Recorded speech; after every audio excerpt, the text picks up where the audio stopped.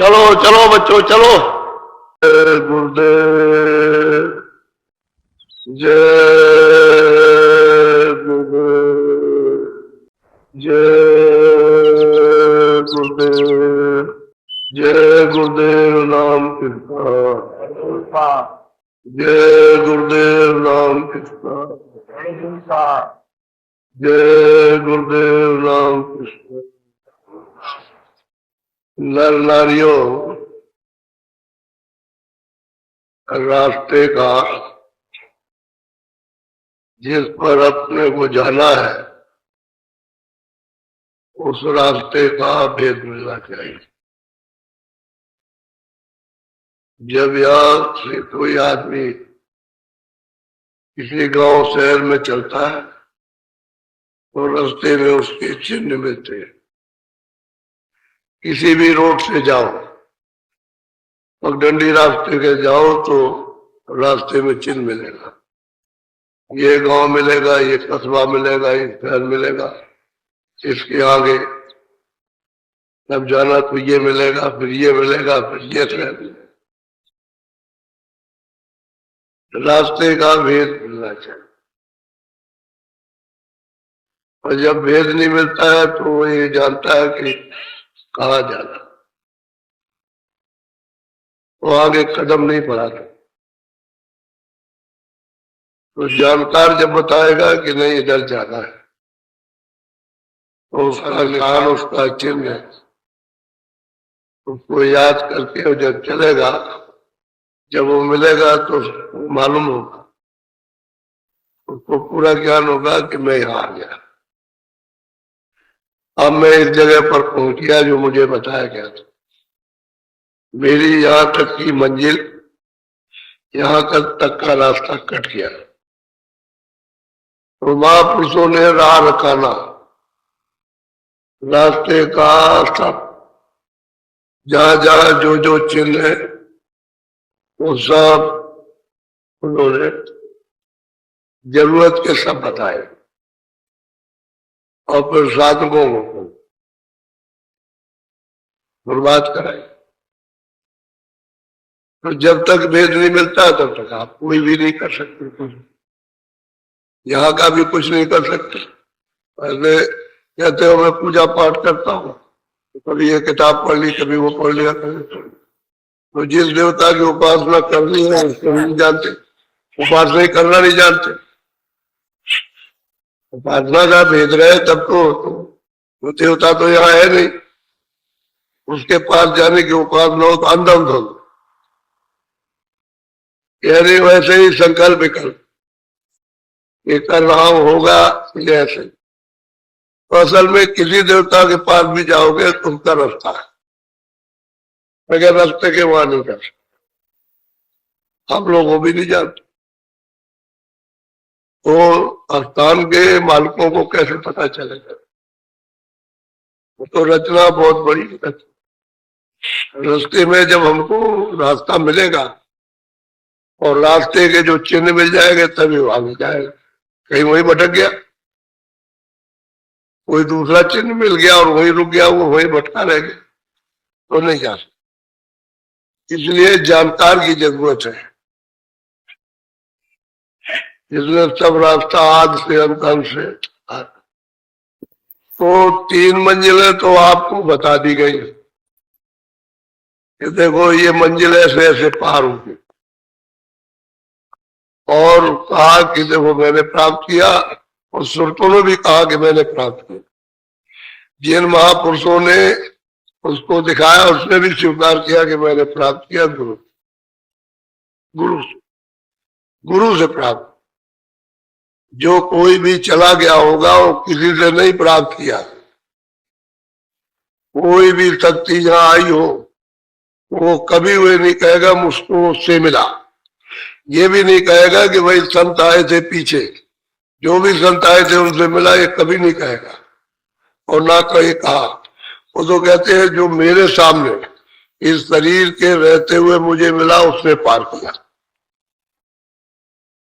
और जो पहले बहुत अच्छे थे, बहुत पहुंचे हुए थे, सब था, लेकिन तो अब नहीं, तो वो तो मिले नहीं। तो आप कैसे चल सकते? ना उनको आपने देखा, ना आपको उन्होंने कुछ बताया, और ना उनके बताए पर आप कुछ चले, तो आप पिछलों की धारे टेका। एक बात तो जिनको कभी आंख नहीं देखा, अब उनको कभी नहीं, बस खाली टेक ही टेक रहती है बात। तो कोई भी रास्ता आपको कहीं भी चलना है तो सामने होना चाहिए अपने करीब रहते हुए, वो मिलना चाहिए, कोई भी हो, तभी आप बात रख जाए। और शरीर रहते हुए नहीं मिलेगा तो पिछले बहुत महात्मा, तो आप कहोगे नहीं हम तो पिछले महात्माओं से, और मतलब ये तो वो तो हमको तो आपने देखा ही नहीं, तो उन्होंने कुछ नहीं बताया आपको, आप ऐसे कैसे पहुंचे? वो तो कहते हैं अपने सामने। तो जीवन हमको मनुष्य शरीर का मिला, उसी ने वो भी मिले तब काम हो जाए। अच्छा मान लीजिए थोड़ी देर के लिए कि आप कुछ रास्ता चले और बीच ही में आपका शरीर शांत हो गया, यानी शरीर पूरा हो गया, तो आप चल दिए तो उसकी चिंता नहीं है, वो फिर स्वयं शरीर मिलेगा और फिर तुम अब बताने वाला मिलेगा। ये नहीं होगा कि वो बताएगा, वो फिर मिलेगा आपको, फिर शरीर में जो शरीर धारण करोगे फिर उसकी मिल जाएगा आप। अगर रास्ता बताएगा तो वहां तक की तो मंजिल उसकी है ही, आगे चल देगा वो। इसलिए संत मत में उसको चिंता करने की जरूरत नहीं है कि अगर हमारा शरीर पूरा हो गया वहां तक नहीं पहुंच पाए तो फिर शरीर मिल जाएगा और फिर उसको महात्मा मिलेंगे पूरे, अधूरे नहीं मिलेंगे, पूरे मिलेंगे।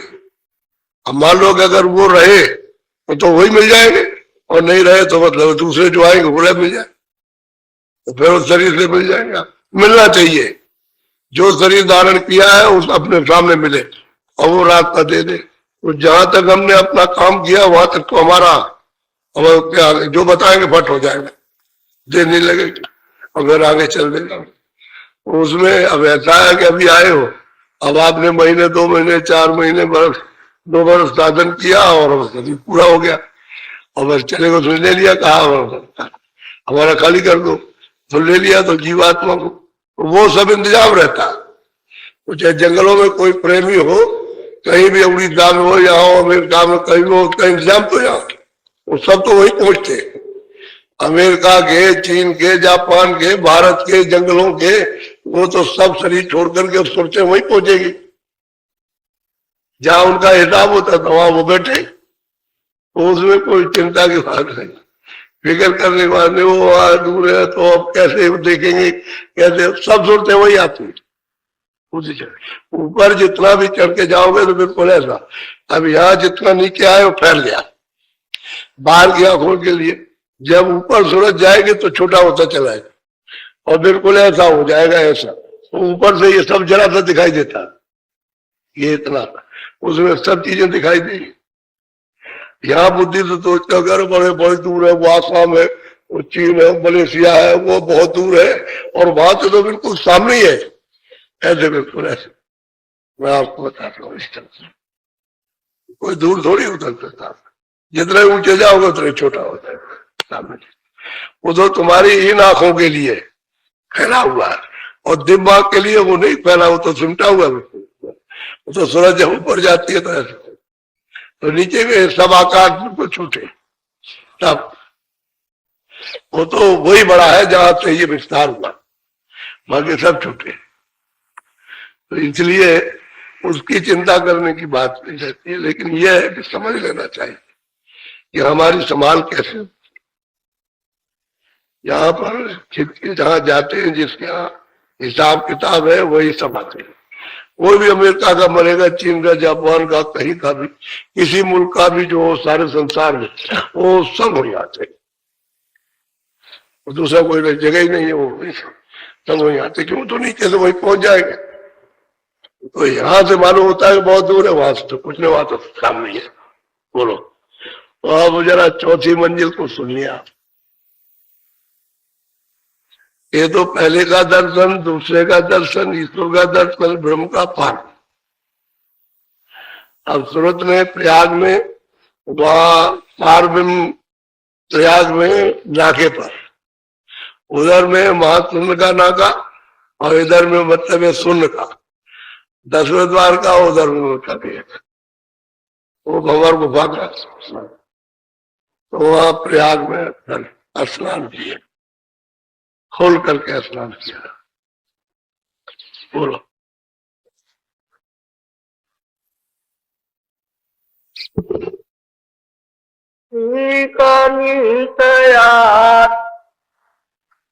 चलेरी सूरत तू सब वो कहते हैं कि चौथे लोग की, चौथे स्थान की, और सूरज से कह रहे हैं कि अरे तू चल तैयारी कर और शब्द को अब संभाल ले, क्योंकि प्रयाग में स्नान कर लिया और शब्द अब तू संभाले।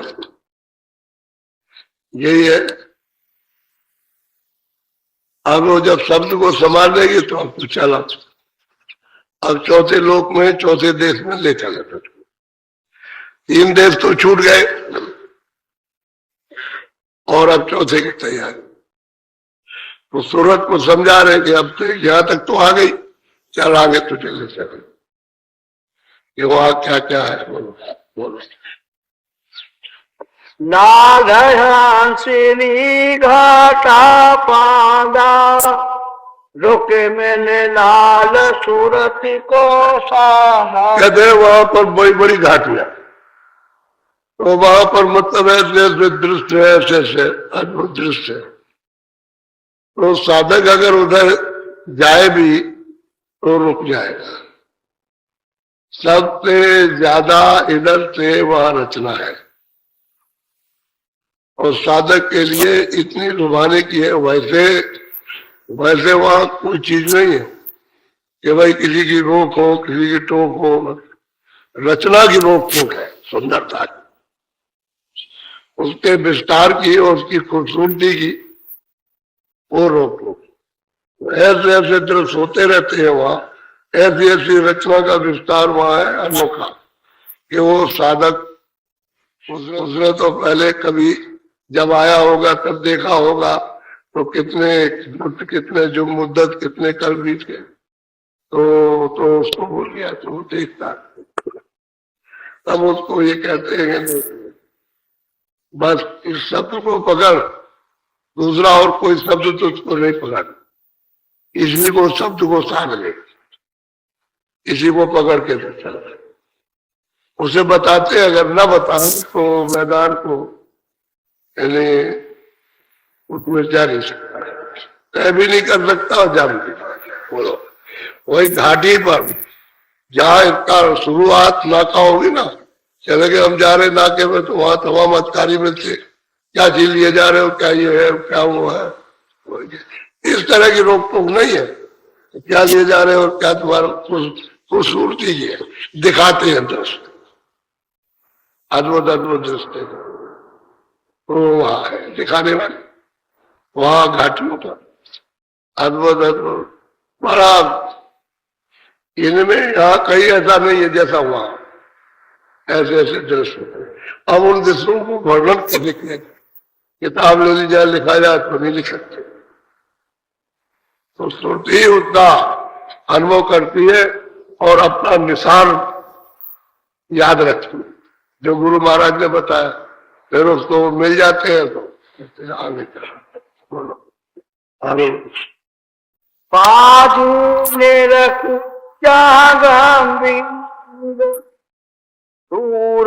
सूरत ने रखे दो उदास। कहते हैं कि पांजी रास्ता कहते हैं पगडंडी। एक तो रास्ता सड़क का है और एक पांजी, एक पगडंडी। तो वो पगडंडी पर सूरत और लेगी और शब्द को संभाल लेगी और सूरत और लेगी तो पहुंचेगा। वो बहुत ही अटपट रास्ता है, अगर उसमें फंस गए, उस दृश्य में से, उस सुंदरता में से, खूबसूरती में से निकल नहीं पाते। इतना घमासान है। तो पगड़ी संत जानते उस रास्ते। पहले तो पगडंडी से याद पुराते पानी पर लगडंडी घूम के आते हो, इधर से बहुत दूर से आए घूम के, और 5 ही सीधा रास्ता, सीधा। तो सीधा रास्ता है तो कटेगा तो जल्दी, लेकिन सड़क दूर होकर जाएंगे, गंदी का है। वो कहते थे सड़क तो वहां मिले,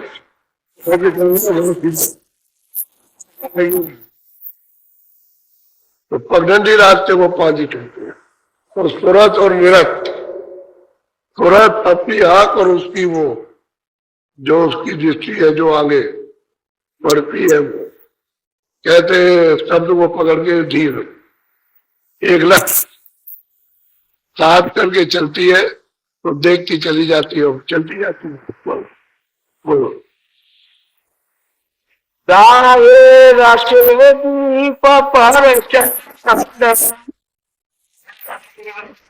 ये बहुत कहते हैं कि बाएं बहुत से खंड और दाएं में बहुत से प्रचंड दीप, बड़े बड़े दीप, मतलब है नीचे भी तो क्या तुम्हें, नीचे तो ईश्वर और ब्रह्म वहां कहते हैं बाएं प्रचंड प्रकार और रचना, प्रकार भी है और रचना भी है। ऐसी तथ्य उसने बना करके मालिक ये सब मौज मस्ती से खेल बेचना होगा।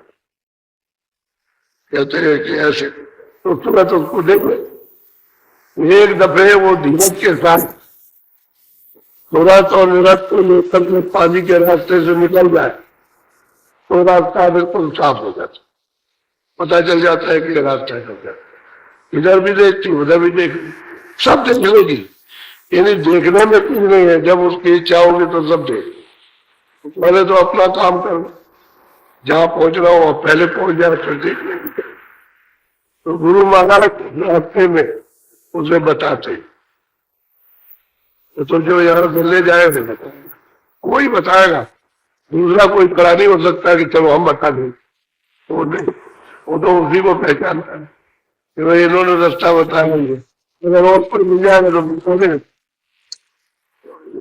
और कोई मिल जाए तो नीचे तो गुरु मंदिर के देश में और भी मिल जाते, फिर तो यही रहते, लेकिन आप समझ नहीं पाओगे, आप कहोगे गुरु महाराज मिल गए तो वो बहका देगा आप, उसकी पहचान है, यानी गुरु पहचान तो वो दूसरा नकल बना करके और आपको मिल जाएगा, और वो नहीं रहेंगे तो आप बैठ जाओगे। आप बड़े बड़े अटपट मतलब ये खेल होते रहते हैं, वो ऐसे ही है कि वो पहचान होती है उनकी गुरु की, तो वो फिर हफ्ते में 5 रास्ते से निकाल। अब ये अरबों योजन का लंबा मैदान है, यानी उससे भी ज्यादा है लंबा, फिर इसको पार करना है धीरे तमाशे, जिला तमाशा है, इतना धीरे तमाशा है कि समाज है, पलक पलक का कुछ है। बोलो बोलो हीरे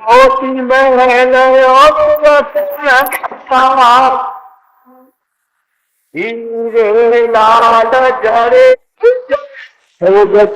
मोतियों के मतलब एक और मतलब ये कटारिया, अरे लाल मोती हीरे कहते हैं दमदम चमक रहे इसको, ऐसे मैं। आखिरी बात तो यह है कि अब किस कारीगरी से बना हुआ है, सब वेतन नहीं चेतन का खाना है, जितना भी दोस्तों का तो खाए, दूसरी और कोई चीज नहीं, तो सब ये उस मैदान में जगह जगह जगह जगह हम लोग सोचते होंगे वैसे मैदान होगा, जगह करोड़ों कितने कितने करोड़ उन महलों में से लंबे आप निकल गए जाओ, पता ही नहीं चलेगा। ऐसा ये मोती ये नहीं है, ये नहीं है, ऐसा प्रकाश है ये जो 10वें द्वार में पूर्ण का उससे बहुत ज्यादा। उनका जो हीरे, जो लाल और पन्ने, उनका प्रकाश करते हैं। वो मतलब ये मिट्टी वाले हीरे, ये जड़ हीरे नहीं है कि ये मिट्टी लाल सब मूर्तों का ही खेल है और बाकी सूरज और सब है।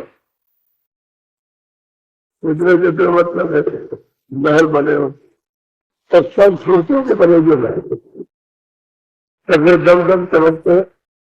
अंधेरे का तो कहीं कभी मिसाल ही नहीं हो। आप लोग सोचते होंगे कि महल वगैरह नहीं होंगे, ऐसा ही होगा, इस तरह से होगा, ये तो कुदरत समझेंगे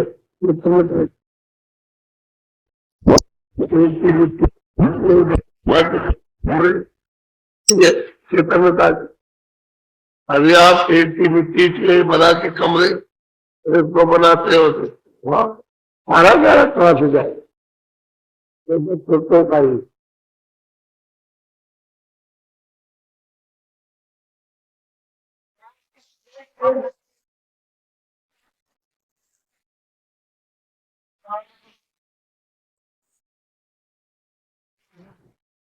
जरूरत ये गुप्त है, ये हमने जगा दिया है, लेकिन जो सिपाही संतों के सच्चे होंगे वो इसको जाने।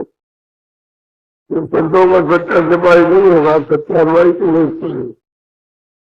नहीं खा नहीं दे। तो संतों के संत तो देख चाहिए, लेकिन उनके सिपाही, उनके भक्त सेवक होते हैं वो और न वहाँ योगी जा सकता, न राम जा सकते, न कृष्ण जा सकते, न कोई साधी, न कोई बोलना, न कोई ज्ञानी, न ध्यान हो जाए लोग नहीं जाए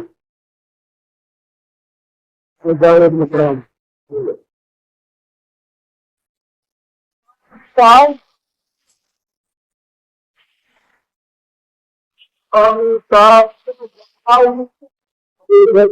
इतनी दूर से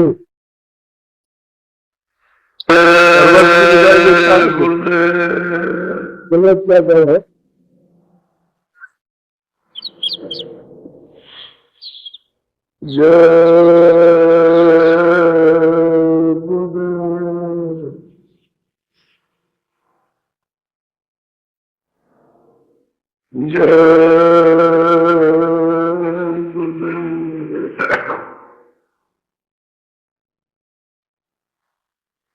जय गुरुदेव नाम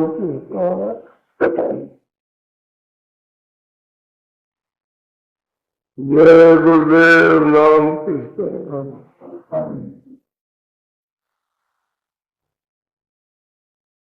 जय गुरुदेव नाम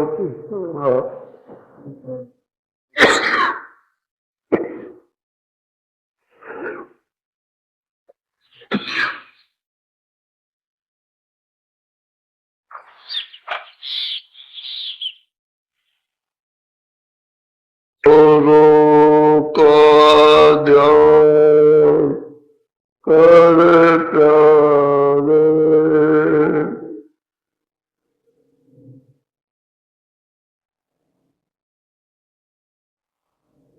विनायक के नहीं छूटना,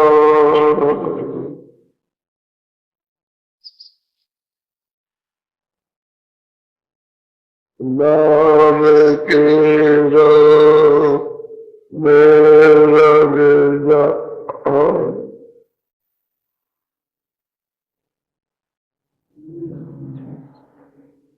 मेरे तुम्हें धाम निजय अपना,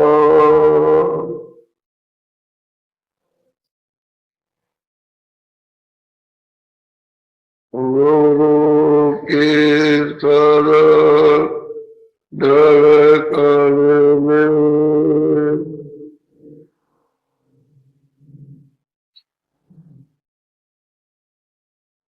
विनायक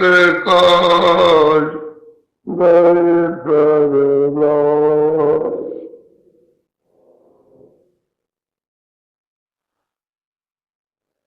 लोग अनुमान क्यों चाहे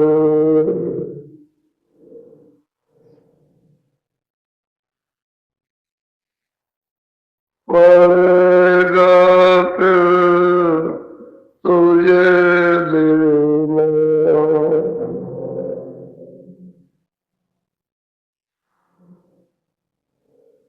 कर्म जो करेगा तू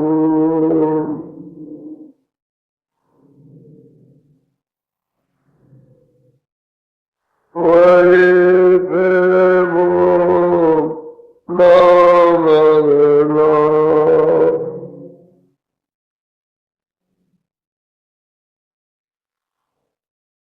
जगत के यार जो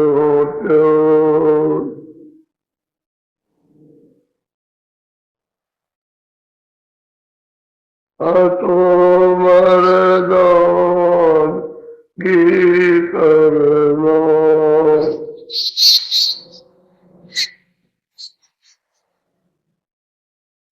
जिन्होंने मन डाला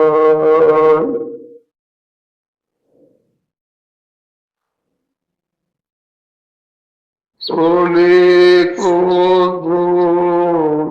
माफ कर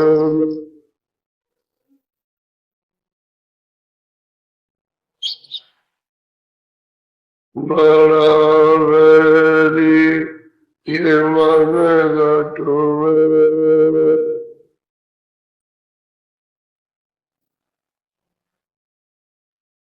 इसी काजी ना कठिना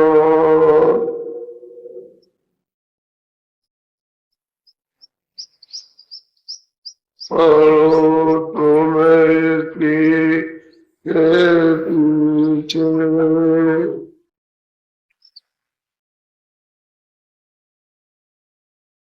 और तभी जतन तजना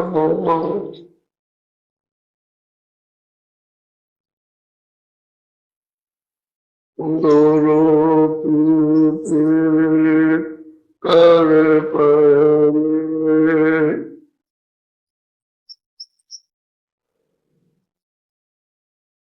मोर घट को सुनना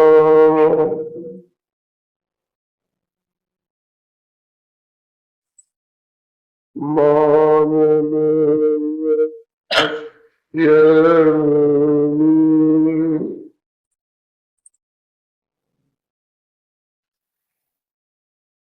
करे मत और कुछ जतना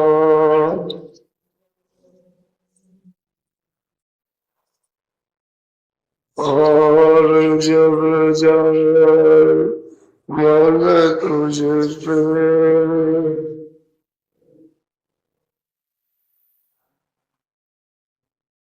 जरा दे तो गम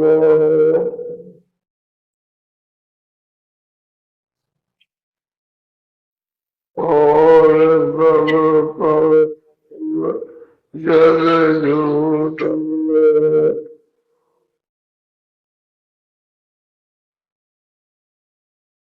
जाग दे श्री हो गए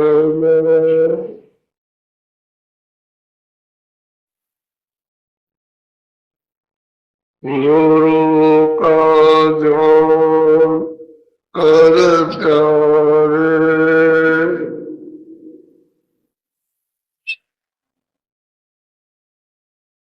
बिना इसके नहीं छूटना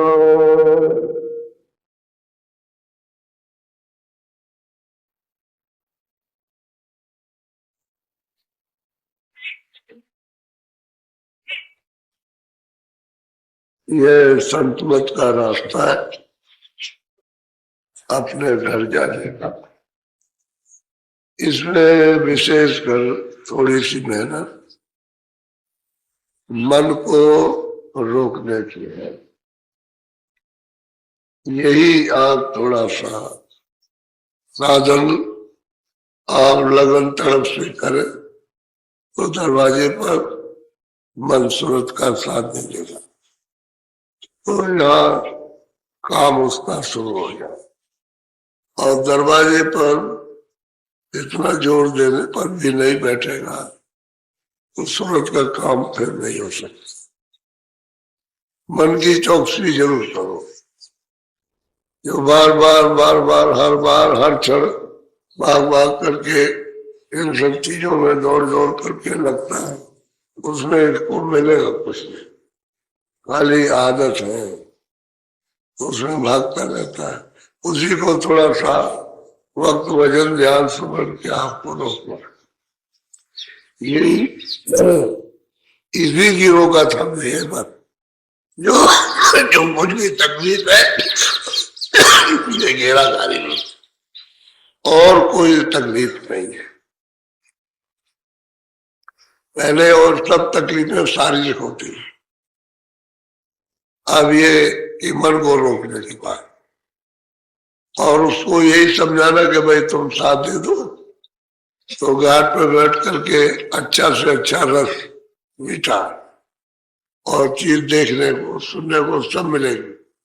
तुम्हारी जितनी खुराक होगी और जितनी तमन्ना होगी सब पूरी हो जाएगी। इसलिए समझाना पड़ता है कि रुक जाओ भाई रुक जाओ, तो बुद्धि को जगा कर विवेक मिलाकर और इसकी रोकथाम समझा करनी पड़ती है, तो मन रुक साधे देता है। यही मन पिंडी इंद्रियों के घाट पे बैठ करके दौड़ रहा, यही मन फिर अंडी हो जाएगा, अंड की रचना में ले जाएगा, फिर ब्रह्मांडी है।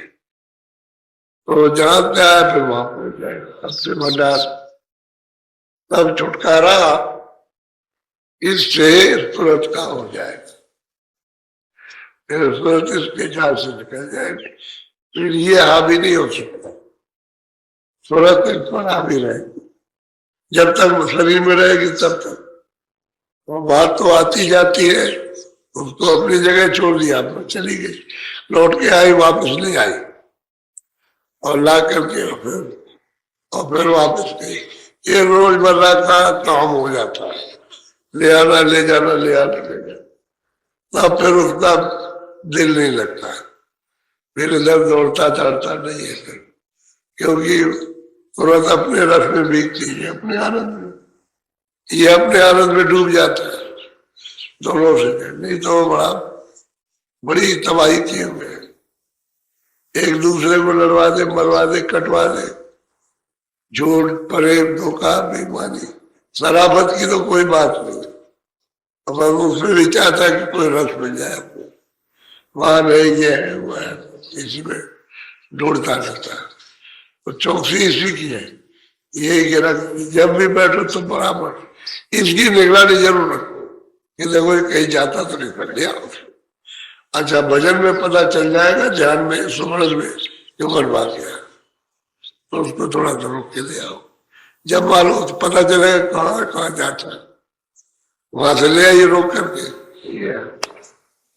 तब काम कल आपको चौथे धाम को सूरत ने कहा कि मैंने प्राप्त किया।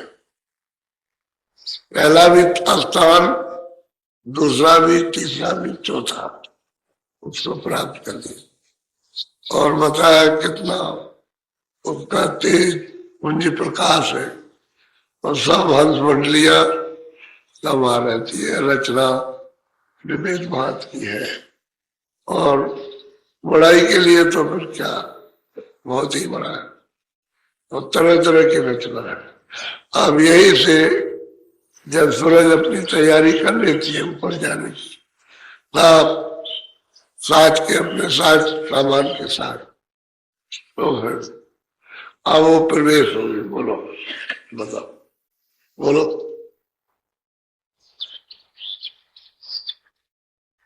सुनिए आप बड़े ध्यान से।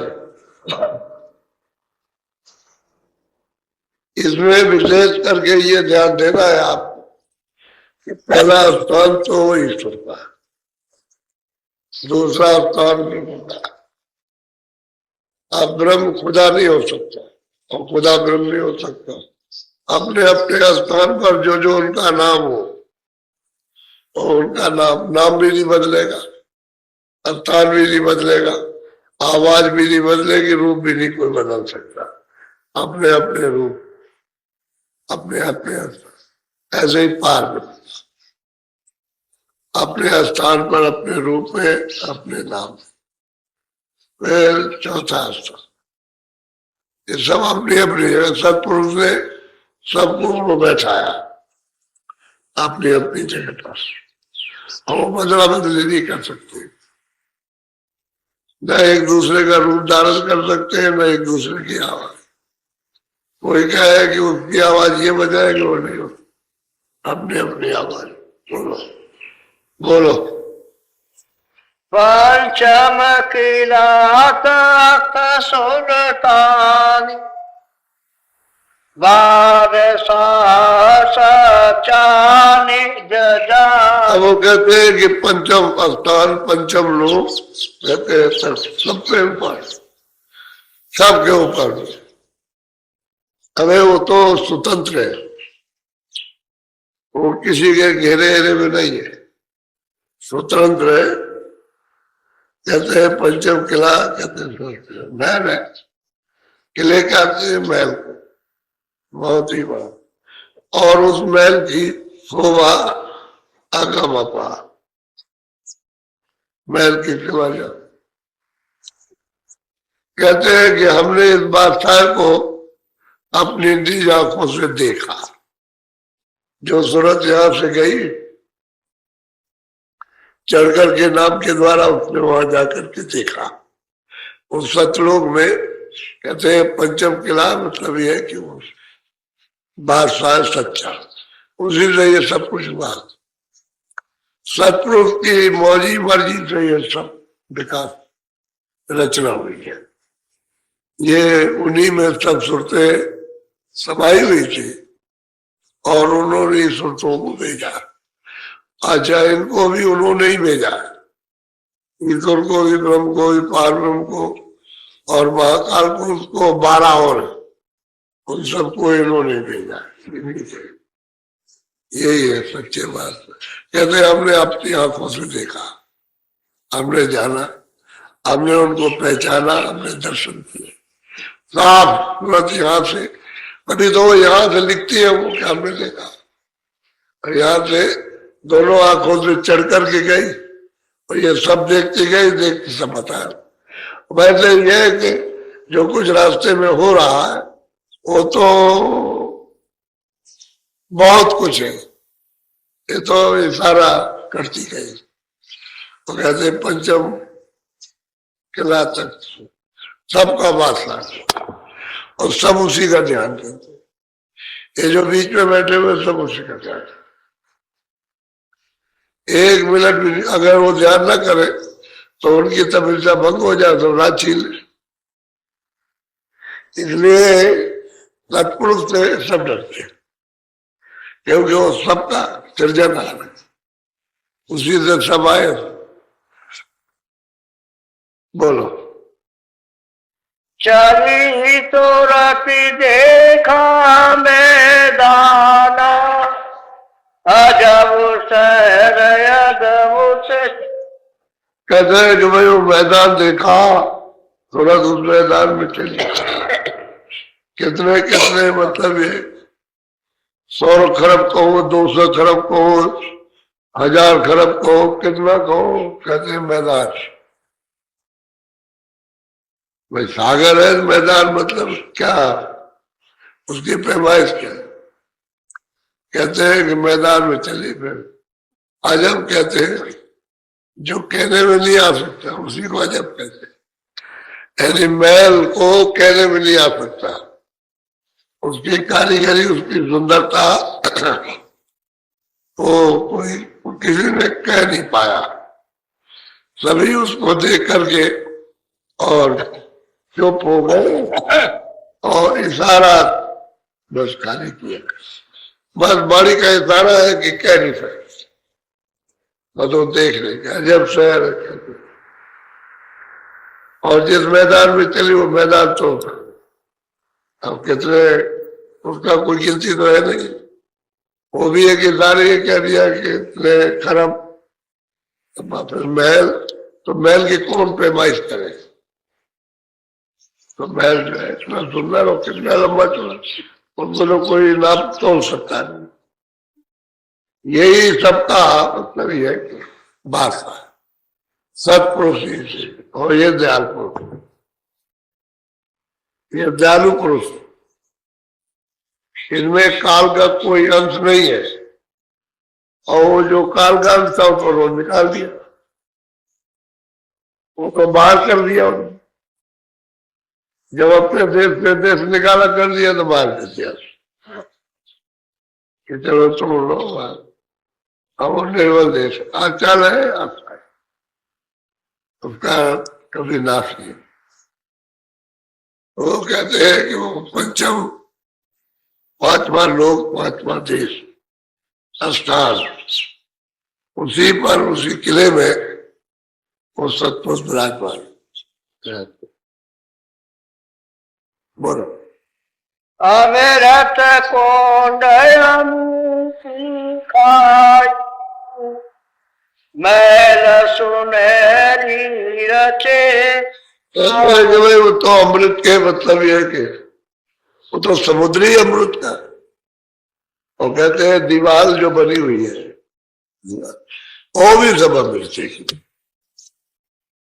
ऐसे ऐसे महल मतलब है कि बने हुए, तो न सोना कहा जा सकता न हीरा कहा, न और कोई धातु कहा जा सकती। सारा प्रमाण तो कोई मिला जुला नहीं है, तो कहा सुनाई नहीं। तो कहा कि हीरे, कहा मोती, लेकिन बात तो ये सब कुछ समान है, क्योंकि वो चीजें यहाँ है नहीं।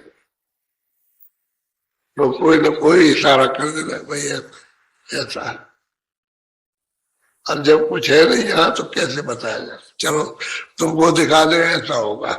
तो इशारा किया कि अमृत के, अमृत के सागर बने हुए, सागर, उस सागर में जा बजा, कहते हैं अमृत। तब अमृत ही अमृत है। पानी, ये तो पानी वहां जा नहीं चाहता नहीं, इसकी तो बूंद नहीं हुआ, न इसकी पृथ्वी की कोई बूंद है, जमीन वही है। कच्ची जमीन उसी जगह सड़कों के रहने की है। बाकी ये मतलब है वहां का इधर को नीचे आकाश, ऊपर जमीन, नीचे आकाश, रुड़ते न वही रहते, वही जाई वही रहती। और वहां तो है ही, वो तो जरा सा एहसास, जरा सा नीचे का टुकड़ा सुरतों का नीचे दे दिया है। अब वो तो अथाह है, तो वो इशारा करते हैं कि भाई किला कैसा है। अमृत की खाई मतलब ये कुंड और सुनहरी और ये और मोती फिर हीरो से जड़े हुए। बोलो। चौक चांदन पयनु शांतन शोभाया। कहते हैं कि भाई वो जो मतलब ये है कि जो बने हुए हैं वो असल में सब हंसों से ही पूरा का पूरा महल बना है, हंसों से। वो सब खेल हंसों का ही है, कि वहां दीवार मिट्टी है तो कुछ है दीवार पर सब। ऐसा कहते हैं जिसकी उपमा नहीं दी जा सकती, वो अरूप है, जो कह नहीं सकते और लिख नहीं सकते, देखने में नहीं आ सकते। तो इतना ही सारा यहाँ के लिए बहुत। बोलो। घोर सचा पानच सोरत चरी देखा निज द्वार। अब सुनते ही जाए इतना प्रकाश हो जाएगा। वहां जब पहुंचेगी तो सूरत तुरंत कहा इतना प्रकाश होगा कि महाकाल से 16 हिस्सा ज्यादा सूरतों का। कहते हैं जो सूरत चढ़ के गई उसका इतना प्रकाश हो। तो अब सूरत ही की क्या तारीफ की जाए, तो उसी का खेल अद्भुत हो गया। और जो वहां रहते हैं वो तो रहते ही हैं, लेकिन जाने वाली सूरत कहते हैं ये सब सूरत ने यहां से वहां जाकर के सब सीखा सोची, और फिर वहां का सब समाचार यहाँ ये सारा संकेत में आके दिया कि अरे भाई अपना घर तो ऐसा है, यहाँ का हम पूरे कचरे में पड़े रो रहे चिल्ला रहे, सब मतलब ये कुछ लोगों को उजागर बोलो। द्वारपाल बैठे अंश, कहीं कहीं अंश कहीं कहीं कहते द्वारपाल अंश बैठे, ऐसे थोड़ी उधर मतलब है। यहाँ से जो सुनते जाती है तो द्वारपाल पूछते हैं कि भाई तुम कहाँ से आए, इधर कैसे आ गए।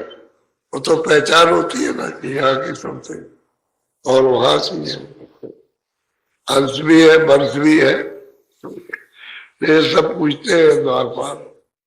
तो द्वारपाल कोई ऐसा थोड़ी कि वही दरवाजे में, वो तो अरबों मतलब ये है कि 2 जन दूर द्वारपाल इधर का जाए। तो पूछते हैं सुरतों से जो जाती हैं, तो कहा कि भाई संत मिले, संत मिले, उन्होंने ये निशानी दी, ये भेद दिया, उनकी कृपा से हमने जाना है दर्शन, मालिक का दर्शन तब कहते हैं। तुम रोकते नहीं, ये पूछा था तो होती है। हाँ प्यार में इतने दिन के बाद कैसे इधर आए, वहां जो गए थे वो तो नहीं आ सकते, तो कहते हैं संत मिले उन्होंने ये निशानी ये गिरफ्तारी उनकी कृपा की, उनके द्वारा वो ऐसे आते। बोलो सहज सुरक्षता वचन सुना, कहो वेद तुम यहाँ कर। सहज में वहां की सुरतें बहुत प्यार में पूछती है, ऐसे नहीं तुम यहाँ इधर कैसे आ गए। बात तो सही है कि यहाँ की सुरतें या बीच के मंडल की सुरतें लोग की ब्रह्मलोक की पादों को महाकाल तो नहीं खा सकती, लेकिन ऐसे नहीं, और वही जो नाके में रहती है वो नाके नहीं हो सकती। महाकाल पुरुष के लोक में रहती है तो वो भी सुनते हुए नहीं जाती, तो कोई तकलीफ नहीं है, उनका बहुत खास अपनी अपनी रोशनी में इतनी सुनते का तब आनंद लेती रहती है, वो सब ठीक है। मालिक का दर्शन वो तो तकलीफ है, लेकिन मैं कर क्या सकती है, वो भी नहीं। तो सुनते सहज में पूछता इधर कैसे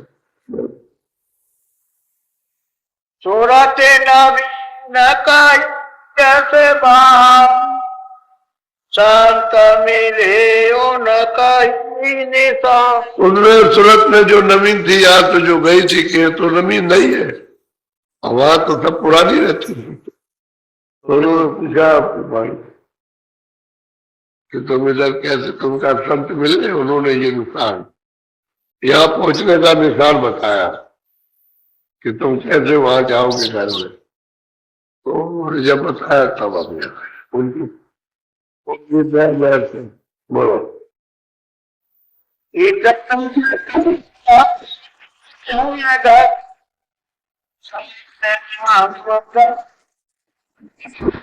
मैं कहते हैं गुरु अंदर प्रवेश हो गई, नाम को पड़े अंदर बची, तो तत्व से अंदर बची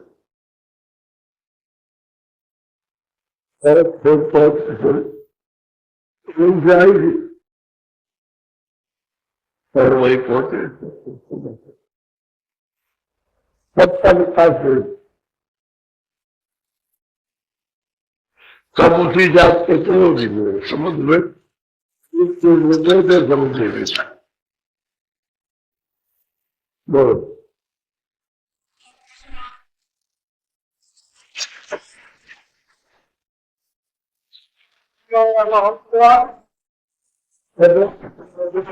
भाई तुम कौन हो और कैसे किस काम के लिए आए हो? थोड़ा से पूछते अंदर से, ये तो द्वारपाल उन्होंने पूछा तो उन्होंने कहा अच्छा जाइए, तो अंदर दर्शी, अंदर मतलब ये दर्शन हुए, दूर से दर्शन हुए, फिर आवाज आई कि भाई तुमको किस काम के लिए इधर आए हो?